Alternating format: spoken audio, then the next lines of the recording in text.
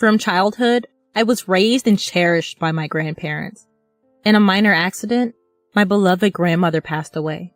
During that time, out of the blue, I received a message from my long unheard from sister-in-law.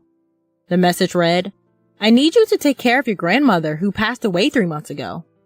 There is so much I wanted to say, but my cherished grandmother is not there anymore. I witnessed it with my own eyes. This call would serve as a catalyst for everything to come to light. I am Linda Thompson, a 45-year-old single woman.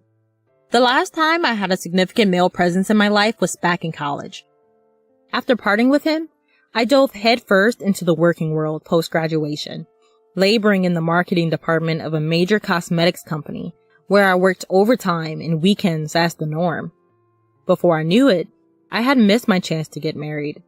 That's not the reason, but 6 years ago, I changed careers and took a desk job at a nursing home.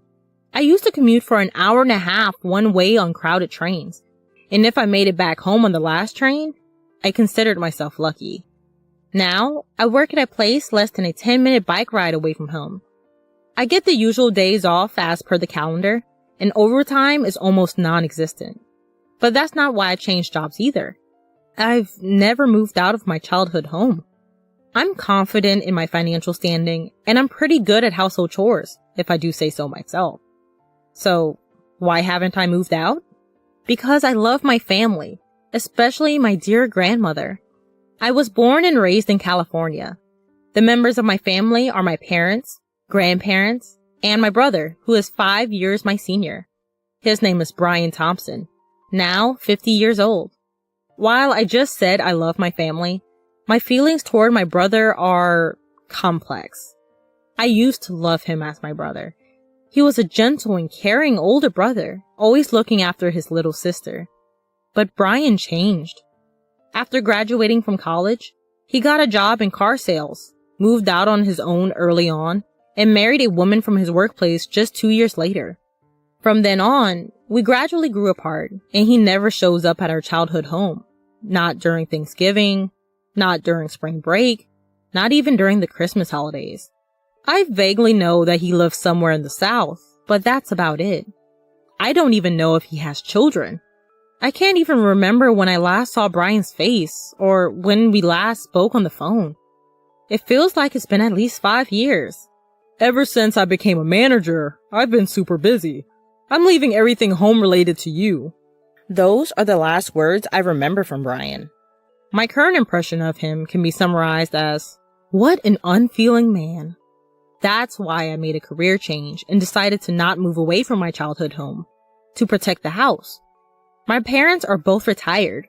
My grandfather, 93 years old, suffered a stroke a few years ago, and though he recovered, he requires constant care and can't live independently. Currently, my parents are taking care of him. And then, there's my grandmother, Betty Thompson, aged 92. My dearly beloved Grandma Betty. In our house, both of my parents were working, so it was my grandparents who took care of my siblings and me when we were little. Especially Grandma Betty. She taught me everything I needed to survive. These days, she can't get out much, but she's lively enough to walk around the house freely. That's why I decided to change my job and working in a nursing home so that I can take care of her if anything happens. On one particular day, "I'm off to work," I said as I was getting ready to leave the house, when Grandma Betty called from behind me. "Lynn, you forgot something!" "Huh? I didn't forget anything," I replied, but she said, "Here, have some hard candies," and handed me a few black licorice candies. "Oh, right, thanks." That brought a smile to my face. Licorice has always been a favorite of both Grandma Betty's and mine. I put them in my suit pocket and left the house with a smile. Suddenly, tragedy struck. Or maybe it's called a tragedy because it happened suddenly, but that doesn't matter now. Grandma Betty had a severe accident. According to my father, after she had hung her laundry on the balcony upstairs as usual, she missed a step on the stairs and fell. It was something we always feared. We always told her to leave the laundry to Mom and Dad, that the stairs were dangerous and not to go upstairs. But Grandma Betty, like me, was stubborn. She was a believer in doing what she can do by herself. No one is to blame. It was just an unfortunate accident that could have happened at any time. Everything happened quickly after that. Grandma Betty, who had suffered complex fractures to her femur and pelvis, never made it home from the hospital. Just 4 months later, she passed away due to old age. Of course, I was sad, and I did cry. I cried and broke down crying, but I am an adult now, and now I am the breadwinner of this house. I don't have time to wallow in sorrow. Funeral, cremation, interment, I have to take care of everything. Grandma Betty was originally from the Midwest, and now we don't have any close relatives to contact. We decided at a family meeting to have a funeral only with close family members. We have to invite my brother and his wife. I thought they would come without hesitation, but I was wrong. I couldn't reach them by phone or WhatsApp. I also sent an email, but no reply. I sent a text message as a last resort, and the reply came on the day of the cremation. I'm very busy overseas for work. Sorry, but I can't make it. I'll send the money later, it said. I don't care about the money! Upon seeing the message, I found myself speaking out loud unintentionally. Could his job really be so important that he can't even make time to say goodbye to our grandma who adored us so much? It's hard to accept. Into Grandma's casket, her makeup impeccably done, looking like she was just peacefully sleeping, were placed flowers and a photo of Grandpa, along with her favorite black candy. Something changed in my perception of my brother while doing this. From that moment, I started to despise him. Since then, the seasons have changed, and it is now winter. For me, it doesn't matter whether it's spring, summer, autumn, or winter. I don't care if it's always winter or always summer. I've even considered quitting this job, but Grandpa is still alive. My parents will need care at some point too. I still need to earn a lot for that. With those thoughts, I was mechanically getting through my work during the lunch break on a weekday, my heart filled with emptiness. Then, I got a call from an unexpected person. If it hadn't been registered, I wouldn't have answered. My smartphone displayed sister-in-law. She is Heather Thompson, 46 years old. She's my brother's wife. In other words, she's my sister-in-law. The only time we talked was briefly after their wedding. That's all I remember. Why would she be calling now? Maybe I should just ignore it. But the ringing won't stop. Finally, I sighed and decided to pick up the phone. Yes, this is Linda. Sorry to disturb you at work. This is Heather, Brian's wife? It's been a while. Heather started with an apologetic tone. Ah, that's right. Despite being in a higher position and older, she always maintained a humble attitude. When she suddenly decided to marry my brother, she made sure to greet my parents and me, even on behalf of my brother. To put it simply, she's a good person. That's why I couldn't understand why she would contact me now. It's okay, but do you need something? I tried my best not to sound cold as I asked. It's hard for me to bring this up. Heather hesitated for a moment before continuing. About Betty, your grandmother? What happened to my grandmother? I inadvertently raised my voice. We've been taking care of her on my husband's orders, but it's already past the promised 1 month. Could you possibly come to pick her up? What? I couldn't comprehend what Heather was saying. So, we're taking care of Betty at our... Wait a minute. That was all I could muster. Think, Linda. Think. So, you're saying that you've been taking care of my grandmother, Betty, who died 3 months ago? This was the question that came out after thinking hard.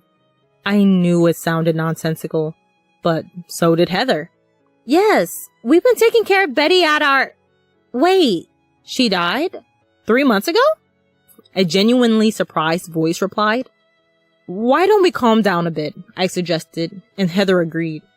A few minutes later, regaining my composure, I carefully explained to Heather how my grandmother had passed away. In contrast, Heather's response was utterly perplexing.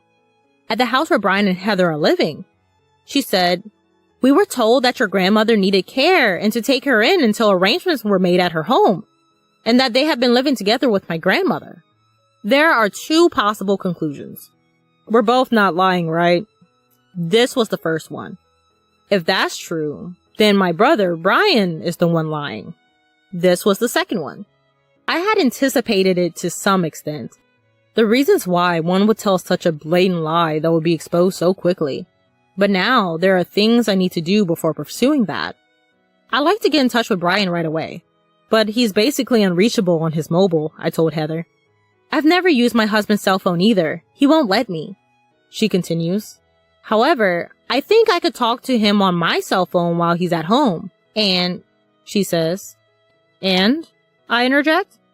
He's been working remotely more often lately. I think if I ask, he'd probably be able to have a video call. I certainly think there's a power in face-to-face persuasion. But there's a problem. I'm not even sure where you two are living now. I mentioned the issue. We've been living in Y City in California for over 10 years, so it's easy for us to visit your house, Linda, she says. For now, we agreed to talk to Brian on Heather's cell phone at night and ended the call. We devised various other plans with mixed feelings. Y City is just the next town over. How much lying will satisfy him? Expecting me to take care of some stranger's old woman just a few months after Grandma passed away? It's too much. No, it's repugnant. I got home and called Brian on Heather's cell phone at the appointed time of 8 p.m. By the way, Heather is also waiting in my room at home, thanks to her kindness and enthusiasm. Despite my constant attempts to contact him, he answered Heather's cell phone in just 3 rings. I made sure the conversation was audible to Heather by putting the sound on speaker. Heather, where are you right now? You haven't even prepared dinner, he says in an imposing and arrogant tone. He's not the Brian I knew anymore. It's me, Brian, I declare. Huh? He's clearly confused. I thought so, and waited for my brother's words. That's Linda, isn't it? Why? Where's Heather? I'm here, Heather replies tersely. Why are you with Linda? Brian stammers for a moment, then quickly finds his words. Don't tell me. Did you tell Linda about that matter? He asks. Yes, I did, she replies with a calm demeanor. I told you it was too early to talk about it, he exclaims. My brother's sudden shift in attitude. About that issue? Of course, it's about our grandmother. I've heard from Heather that you've been working remotely lately, I began. What about it? I could almost see the scowl on my brother's face. Why don't we talk face to face using a remote work app from here on out? I'll send you the ID and password, I suggested. If you refuse, I'll take Linda and go back home. Heather offers a cover fire. Fine. My brother grudgingly agreed in a reluctant tone. I sent the ID and password to my brother using Heather's smartphone. We waited a moment. Although the face that appeared on the computer screen was slightly fatter than the last time I saw him, it was undoubtedly my brother Brian. It's Brian. So, what's so important that we have to face each other to talk about? I'm busy here. His attempt to play dumb at this point made my blood boil. Isn't it obvious? It's about our grandmother. What do you mean by saying we should take in our grandmother who died 3 months ago? To my surprise, he replied calmly. You must be misunderstanding something. My brother calmly continues. Our grandmother isn't dead. I'm taking care of her at my place. It was you, Linda, who asked for this, wasn't it? What? I was at a loss for words. Was he really so afraid of Heather finding out the truth? Could a person really stoop this low? And this was my own brother. I was so angry that I was on the verge of tears. But I sent you a text message, I said through tears. I don't remember. Grandma's here with me right now. Do you want me to bring her here? I want you to bring her here. Brian was completely defiant. I had no time for tears. Brian left his seat and returned a few minutes later with an old woman in a wheelchair. Say hello, Grandma. Linda, it's been a while. I'm Betty. The old woman spoke in a halting voice. I just wanted him to stop this farce. I felt anger boiling up in me again. She's a completely different person. Indeed, the old woman on the computer screen was nothing like my beloved grandmother. For one thing, my grandmother would never call me Linda. As you age, your appearance changes. She's been showing signs of dementia recently, so it can't be helped that her memories of you are vague. Brian seemed determined to deny everything to the bitter end. So, you won't acknowledge the death certificate submitted by the district office? Of course not. Documents can be forged these days. He smirked. I was prepared for this. I had a plan in place. Just wait, I'll show you some evidence too. Evidence? Leaving a perplexed Brian behind, I exit the room. A few minutes later, I return to my room with the evidence. Well, isn't it Brian? Long time no see, you ungrateful one. Grandpa? You were supposed to be bedridden. Faced with the sudden evidence, Brian's eyes grow wide. At one point, I was prepared to die. Even now, I can't go to the bathroom on my own. But my brain's still in good shape. Grandpa continues. I've heard all about it from Linda. Are you saying that the one there next to you is my wife, Betty? Nonsense. Betty was a lot more beautiful. Uh-oh. Cornered, Brian hangs up his phone. He's probably trying to log out of the video call. Heather, who had remained silent till now, spoke up. Are you running away, Brian? Going to Catherine's place? Brian's face turned pale, clearly visible even through the computer screen. How do you know that? I've thought this for a while now, Brian. You underestimate me, Heather insists. Your grandmother has frequently let it slip. Catherine! Catherine! Of course, it's not my name, nor my mother's. Well, that's... I also confirmed with Linda, and she had no recollection of the name Catherine. I had a suspicion for a long time, and hired a private detective to investigate possible infidelity. What? The results came out quickly. Pictures of you at the scene of the affair, that your grandmother is Catherine's grandmother, that you have been preparing various things to divorce me. Yes. Everything started from Heather's women's intuition, that Brian had a high chance of having an affair with another woman, a relationship with a late 20s subordinate at work named Catherine.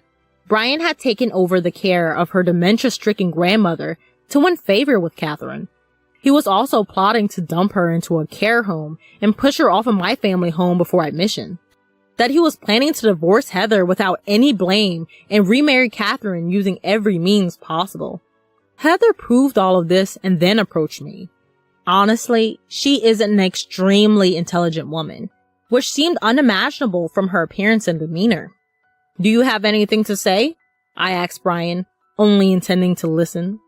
I'm really sorry. Forgive me. I didn't mean to deceive you. Heather too. I'll break up with Catherine, so... said Brian, bowing his head through the screen. Science these days have certainly developed. We can clearly see your crying face from afar. Grandpa, please help me. Fool. After using Betty and betraying my beloved granddaughter and daughter-in-law, I don't ever want to see your face again. This is the last time. Linda, you too? Well, the most authoritative person here is Grandpa. And by the way, I also never want to see your face again. Heather! I've already completed the divorce mediation process. I'm going back to my parents' house, so let's meet in court next. Well then, goodbye, big brother. With those words, I hit the exit button on the remote conversation on my laptop. The seasons have changed, and it's now the time of the autumn equinox. I was alone, visiting my grandmother's grave. With hands clasped together, I made various reports in my mind. Brian divorced Heather. Naturally, the outcome was overwhelmingly in Heather's favor. Brian ended up having to pay an enormous amount of alimony and even came crying back home at one point. However, thanks to Grandpa, who's still mentally sharp, a virtual disownment took place. Apparently, even his will states Brian is no longer family. He had wished to remarry Catherine, but women in this world are not so sweet to marry a divorced man in his 50s with not only zero savings, but debt. Eventually, he had to quit his long-time job at the automobile company, and now he's reportedly living in a cheap one-bedroom apartment and paying alimony while working odd jobs. In this day and age, it's probably difficult for someone over 50 with no significant qualifications to get re-employed. It's all a case of reaping what you sow. Most of the information about Brian came from Heather. Heather and I hit it off after that, and we meet quite often for tea as friends. With that being said, I finished everything, grandmother. I'll come again, I said as I stood up from the gravestone. Then, a slightly strong breeze blew, and at the same time, I heard a voice. A voice I loved so much. Linda, thank you. Please take care of your grandpa for a little while. Grandmother? I muttered. Then I suddenly noticed that I was gripping something in my right hand. There was a piece of black candy in my palm. That was strange. I didn't bring any black candy as an offering today. I'm not particularly a believer in gods or ghosts. Could it be grandmother? No, that couldn't be. There's always black candy at the altar, so I must have picked one up unconsciously and put it in my pocket, then forgot about it. But if I think that my grandmother is still watching over me somewhere, I feel like I can keep doing my best in life. Thank you, grandmother, I murmured, looking up at the sky, and left the graveyard. Still single? That's unbelievable. My daughter is both beautiful and a genius, said Dorothy, pushing Cynthia's back with a sneering laugh. Indeed, Cynthia has a beautiful face, much like Dorothy's glamorous features. However, it bothers me that she's forcing a smile and seems a bit frightened, glancing at Dorothy now and then. It's as if she's afraid of Dorothy. Thinking this, I was about to speak to Cynthia when, Mom, I heard my beloved daughter's voice. I'll introduce my child as well. Stephanie rushed over and hugged me with all her might. I patted my adorable daughter's head and looked at Dorothy. No way. Dorothy, appearing shaken, pointed at Stephanie with trembling fingers. To that, I smiled brightly. Yes, the popular child actress right now. Stephanie Smith. What? Dorothy screamed as if she had gone mad upon understanding my words. What's going on with you two? Then Andrew walked closer, to which Dorothy screamed even more. I struggled to contain my laughter at this scene. I am Jennifer Smith, a 35-year-old working mother. I've always been nurturing and can't rest until everything is decided properly. Planning my day in advance and sticking to it is my way of life. This habit led me to fall in love with theater after watching a play in middle school, and I joined the drama club in high school. Thanks to that time, I was able to obtain something invaluable. However, it also became the source of some bitter memories. Despite those, I've overcome them and now live a happy life. Don't overdo it. I could say the same to you. My husband, Andrew, understands me better than anyone else, as we are quite alike. Both of us getting absorbed in our work, reminding each other not to overdo it is our secret to a good relationship. Dad, Mom, can I ask something? Of course, dear. We let our daughter, Stephanie, do what she loves. We don't just spoil her, we reprimand her when necessary and make sure she doesn't neglect her studies. Allowing her to shine in her own way, Stephanie is our pride and joy. Supporting these two beloved people is my purpose in life.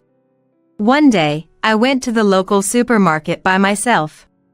Since Andrew and Stephanie are both picky eaters, planning the menu is always a challenge. Trying to come up with a nutritionally balanced meal, I was so preoccupied that I didn't notice someone approaching me.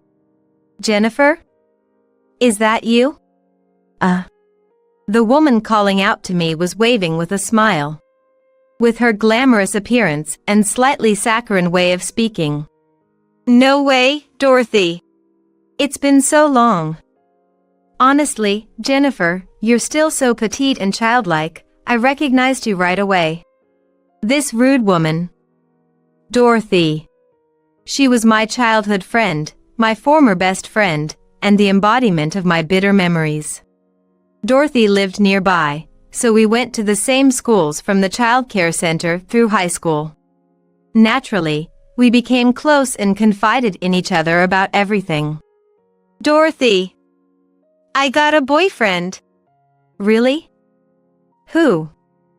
Tell me everything. We would report to each other immediately upon getting boyfriends or consult right away when we got dumped. That's how much I trusted Dorothy back then. That trust was shattered 13 years ago when Dorothy stole my fiancé. Before marrying Andrew, I was engaged to a man named George. Weren't you in the drama club? Eh? Oh, George. Reuniting with a friend from the drama club in college, we hit it off and got engaged to marry after graduation, even having a family meeting. And then, I introduced him to Dorothy. Not that I was neglecting Dorothy, but we went to different universities, so it was hard to find time. Dorothy, I want you to meet him. This is my fiancé, George. Eh? George, right? Yes, we got together because we were in the same drama club. Wow! George is as handsome as ever. George was handsome, and Dorothy always said, "He's so cool. I'm so jealous." I thought it was just her usual joking around. But those expectations were betrayed. I'm pregnant with George's child. What? Dorothy stole my fiancé. After being introduced by me, it seems Dorothy got George's contact information while I was away and secretly went on dates with him. And then, she snatched him away from me. I was so shocked that I couldn't even think about compensation. We just broke up. Dorothy's parents apologized to me. They paid the compensation on behalf of Dorothy and kept apologizing to me. Contrary to such parents, Dorothy and George never apologized and disappeared from our lives. And now, Dorothy is standing before me. Her parents were spoken ill of by the neighbors because of her. The two were looking for Dorothy, but she dropped out of college and disappeared with George. Where have you been all this time? Do you know how much your parents have been looking for you? Who knows? More importantly, to think I'd find you after moving here. I felt nothing but disgust for her, smiling at me. For such a person, Dorothy's kind parents had apologized. I have nothing to say to you. Jennifer! I ended the conversation forcefully and quickly walked away from her. Now that I can say it, she made me feel terrible in the past. Dorothy was always the opposite of me, who was responsible. She was sloppy. Being late to meetups was the norm. She often forgot things and ended up borrowing mine, so it felt like we were sharing everything. I found out later that the reason I got dumped by a boyfriend during my student days was apparently because of Dorothy. She had lied to my boyfriend, causing us to break up, and then she took him from me. To think she was my best friend. Jennifer? What's wrong? Mom? Are you feeling ill? Andrew's voice brought me back to reality. It seems I had returned home without realizing it and was sitting on the sofa with Andrew and Stephanie looking at me worriedly. Sorry. I'm fine. Don't overdo it. Mom, you're a hard worker. Encouraged by the two of them, I felt much better, but still, Dorothy's presence troubled me. Sigh. Something did happen, didn't it? After Stephanie went to bed, Andrew spoke to me again. When I told Andrew about meeting Dorothy, he looked displeased. Andrew had also been a victim of Dorothy before. Andrew was a friend from the drama club. Back then, Andrew wore long bangs and glasses, and Dorothy called him the plain guy with glasses, making him do her bidding behind the scenes. From what you saw, did she seem remorseful? Not at all. Even when I mentioned her parents, she was like, more importantly. Sounds like she hasn't changed. The sight of Dorothy's parents apologizing while crying has always stayed with me. They looked completely worn out because they had to pay the compensation. Moreover, Dorothy's mother had collapsed from overwork due to the stress and compensation for what Dorothy did. Now, my mom is helping to take care of Dorothy's mother, who is in the hospital. Meeting Dorothy now seems like it would only cause trouble. Yeah. While I was troubled, Andrew seemed to be plotting something. Thanks to being cautious, I hadn't run into Dorothy since then. Then, when I was alone in the park. Jennifer! Dorothy. Dorothy was holding a girl's arm, walking towards me. The girl was wearing the uniform of a well-known private girls' middle school in the area. She's beautiful, isn't she? This girl, she's my and George's daughter. The child who was in my belly back then. Is that so? The daughter of George, the pregnancy was real back then. Thinking this, I looked at the daughter. I'm Jennifer. And you are? I'm Cynthia. Nice to meet you. Saying this, Cynthia bowed her head, showing a mature, beautiful smile unlike a child's. Rather, it's a smile that's too pretty, causing a sense of discomfort. As you can see, Cynthia isn't just beautiful, she's also smart enough to attend that famous middle school. It seems so. And? What about your child? Oh, but being alone in the park means you're still single, right? Well, that figures. A beauty like me is one thing, but with a face like yours, that's none of her business. Indeed, I may not have the glamour of Dorothy, but my wonderful husband and adorable daughter call my face cute. Still single? That's unbelievable. My daughter is both beautiful and a genius, said Dorothy, pushing Cynthia's back with a sneering laugh. Indeed, Cynthia has a beautiful face, much like Dorothy's glamorous features. However, it bothers me that she's forcing a smile and seems a bit frightened, glancing at Dorothy now and then. It's as if she's afraid of Dorothy. Thinking this, I was about to speak to Cynthia when, Mom! I heard my beloved daughter's voice. I'll introduce my child as well. Stephanie rushed over and hugged me with all her might. I patted my adorable daughter's head and looked at Dorothy. No way! Dorothy, appearing shaken, pointed at Stephanie with trembling fingers. To that, I smiled brightly. Yes, the popular child actress right now. Stephanie Smith. What? Dorothy screamed as if she had gone mad upon understanding my words. What's going on with you two? Then Andrew walked closer, to which Dorothy screamed even more. I struggled to contain my laughter at this scene. Andrew! The popular actor Andrew Smith! Correct. And I'm Jennifer Smith, Stephanie's manager. I introduced myself too, but Dorothy seemed not to have caught that. She just stared at Andrew and Stephanie. Next to Dorothy, Cynthia still wore a smile that was too pretty. Popular, you say? Because I've been a fan of Andrew since I saw him on stage. Thank you. Hey, Dorothy. Haven't you noticed anything? At my words, Dorothy looked puzzled. At that, Andrew and I smiled broadly. It's been a long time, hasn't it, Dorothy?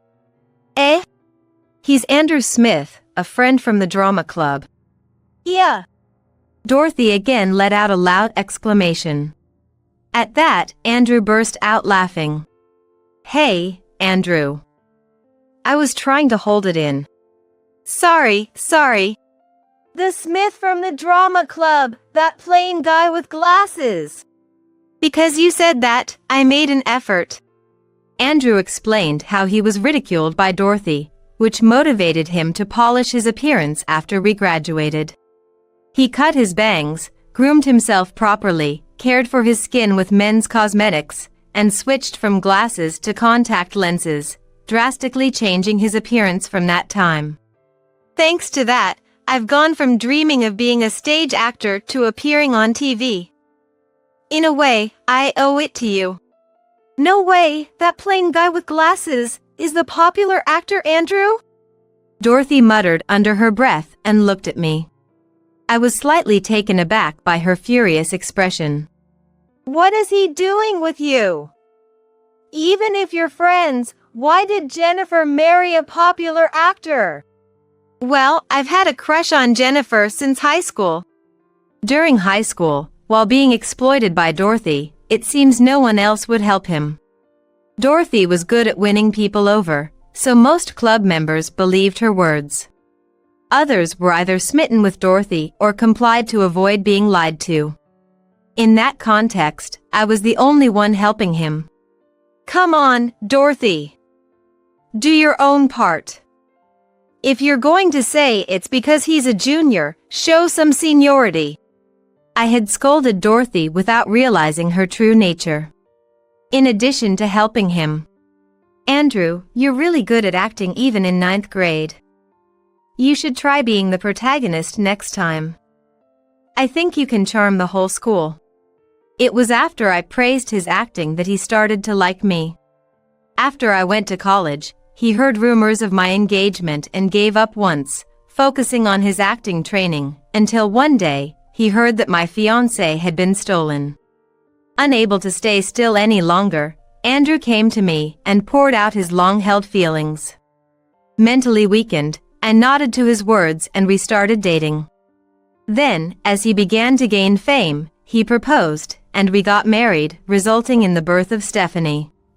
Stephanie, resembling her father, chose the same path as Andrew on her own. Stephanie's strengths are her inherited acting skills from her father and her observational abilities. Why are you forcing a smile? Eh? Your smile is pretty, but it seems a bit off.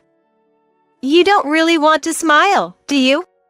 Cynthia was initially surprised when Stephanie said that. However, when Stephanie took Cynthia's hand. Wait, Cynthia! Tears started falling from Cynthia's eyes. Mom, do you have a handkerchief? Yes, wait.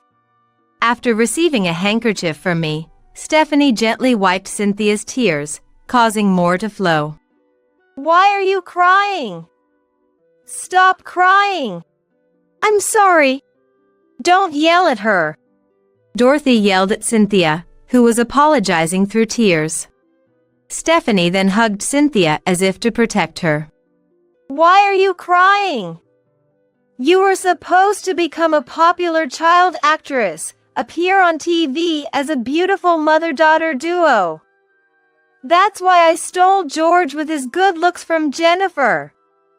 What do you think I gave birth to you for? Stop it. Seeing Dorothy about to strike, I hugged Stephanie and Cynthia. Enough already. Then, Andrew grabbed Dorothy's hand. I glared at Dorothy while holding the trembling pair in my arms. Dorothy! Hurting your daughter, you're unfit to be a parent. Shut up! Always acting high and mighty, Jennifer. I've always disliked you. Not pretty yet more popular than me. You should just stay as my caretaker. Don't be ridiculous. Don't insult the woman I love. Shut up! Shut up! Just a plain guy with glasses. Former that. And it's over now. With that, Andrew pointed behind him. There were people pointing their mobile phone cameras at Dorothy.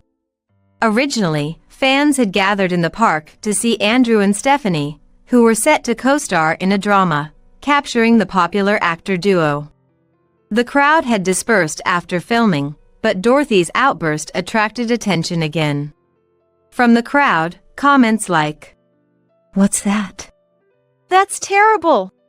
A toxic parent?" could be heard. Everything's been recorded. No way. Dorothy collapsed on the spot. After looking at Dorothy, I let go of Stephanie and Cynthia. It's okay now. I've never been hugged like this before. I hugged Cynthia again. Stephanie held Cynthia's hand, and Andrew hugged us all together. Then, Dorothy's actions spread rapidly. Someone at the scene had posted it on social media. Dorothy became known as the woman who tried to hit her daughter, a snatch thief, and eventually, it made the news. Did you plan this from the start? That situation was definitely not planned. But I intended to confront her someday. Andrew had hired a detective to investigate Dorothy. He found out where she lived and her social circle, informing Dorothy's father. We thought if we all showed up, her flaws would be exposed. If we could record it, we'd have her, but things escalated beyond expectation. Andrew said with a laugh. I smiled wryly, knowing he had been planning this since he had that plotting look after hearing about Dorothy. When he had exchanged contact information with Dorothy's father was anyone's guess. Thanks to him, Dorothy's father found her location and confronted her. Being well known in the area, Dorothy couldn't escape and was easily caught. Turns out, she had divorced George. Oh, really? So she's a single mother now. That's karma. A housewife who got kicked out for not doing any housework. According to the detective's investigation and Dorothy's father, Dorothy had made George work while she spent her days playing. George had kicked Dorothy out, but she managed to fake evidence of his infidelity, securing both child custody and alimony. And it seems Dorothy was misusing the child support money. She hadn't laid hands on Cynthia but would blame her for not passing auditions. She had enrolled Cynthia in a prestigious private middle school for appearances, deciding without considering Cynthia's wishes. The reason Cynthia failed auditions must be because of that forced smile. She can't smile naturally anymore, which ultimately lowered her value, all thanks to Dorothy herself. Cynthia then came to stay with us temporarily, to be away from Dorothy. With Dorothy's mother still hospitalized and her father having much to discuss with Dorothy, and George being a plane ride away. Cynthia, will you help me with my studies? Sure, I'd love to. Stephanie became very fond of Cynthia, who was kind to Stephanie for trying to protect her. You're really smart, Cynthia. I like studying. I want to become a lawyer, not a celebrity. Is that so? I support you. Thank you. Cynthia smiled faintly, hoping someday she would be able to smile genuinely. Cynthia was truly a good child, immediately studying after coming home from school and helping out with chores in between. Such a child being pushed to the edge. My history with Dorothy as childhood friends turned into a dark chapter. It shouldn't have been this bad in the past. It seems you didn't notice, but you've always been popular. People approached you for your looks, but they stayed for your dependable nature, Jennifer. Mom is kinda oblivious, huh? Indeed. While thinking about Dorothy, Stephanie and Andrew discussed this. Ultimately, Cynthia became our daughter. Dorothy faced a lawsuit from George for misusing the child support. She had to repay the child support and also the compensation money her parents had advanced, leading her to debt. Becoming infamous in a bad way, Dorothy couldn't find employment anywhere and ended up borrowing from shady sources, eventually being taken away, as rumors say. Meanwhile, George, who already had a new family, considered taking Cynthia back. However, Cynthia herself. I don't remember much about Dad since we separated before I started elementary school. And I don't want to change middle schools. Given that, George gave up on taking Cynthia back. He also apologized to me properly. I'm truly sorry. Dorothy had convinced me you were a terrible woman. Dorothy seems to have been lying to George as well. Dorothy had filled George with lies. Jennifer has always taken everything from me. Gradually, he grew distrustful and switched from me to her. Though it felt like an excuse, I decided to forgive him since he promised to stay out of our lives. And returned the misused child support as compensation. Dorothy's mother, hearing about the incident. I need to get my act together. I feel like I'm starting to recover little by little. And she is slowly recovering, looking forward to visiting Cynthia as grandparents with Dorothy's father. And Dorothy's father again apologized for the trouble caused and asked me to take care of Cynthia. Wishing he could have taken her in but being unable due to financial constraints. Excuse me, is this bothering you? Not at all. I'm happy to have another cute daughter. I'm happy to have a sister too. To think I have two such adorable daughters, I'm a lucky guy. At our words, Cynthia smiled softly. Since then, Cynthia has gradually started to smile more, and now she wears a full smile. Mom, there's a high school I want to go to. Really? Tell me about it.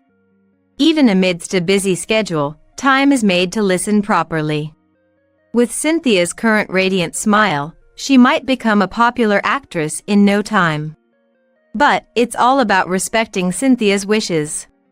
I want to be a lawyer after all, to help people in trouble, just like you and Mom protected me. That's Cynthia's dream, and I intend to support it. Meanwhile, things are going well for Andrew and Stephanie too. It seems their act of protecting Cynthia has contributed to their growing popularity. It's a moment for me as a manager to shine. However, with popularity comes more trouble. Mom, I'll help out too, especially with anything legal. Thank you, Cynthia.